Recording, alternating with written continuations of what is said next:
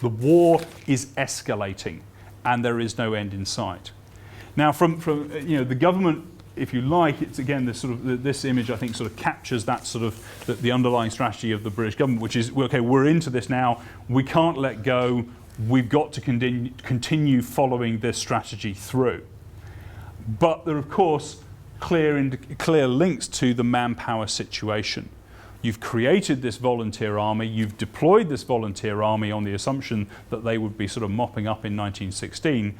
It hasn't gone to plan. You need a rethink. Now, on one level, the British Army's manpower situation doesn't look too bad in 1915. What we have on the red line is cumulative British Army enlistment. So this is the British Army getting bigger, okay, with all those Kitchener volunteers and later that we talked about.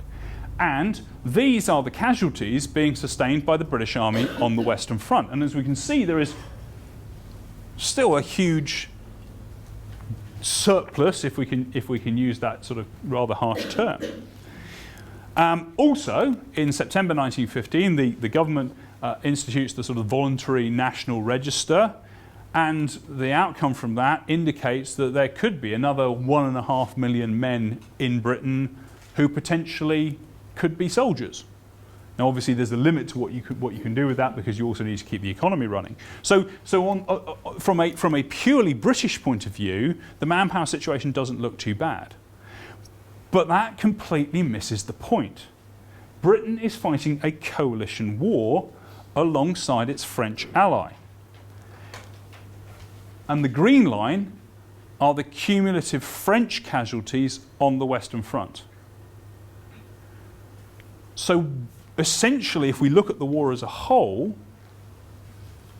those Kitchener volunteers really only compensate for the horrendous losses that the French army has sustained in 1914 and 1915.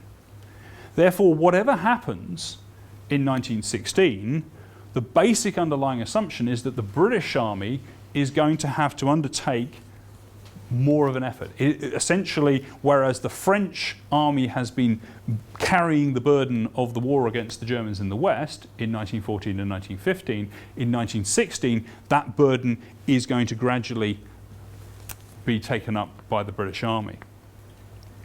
And for the British government looking at this, looking ahead to 1916, the evidence of the war so far is that that campaign is going to be incredibly costly in terms of lives. As we saw earlier, that army that you've recruited through voluntary means is now in the field. How do you refill those ranks as the war goes on? And it's this is the cold, hard, strategic bedrock, that really quite unpleasant logic, which causes the British government to enact conscription at the beginning of 1916. Now, with the benefit of 2020 hindsight, we can see all kinds of other potential paths that the British government could have taken between August 1914 and December 1915. But this is the corner that they had painted themselves into.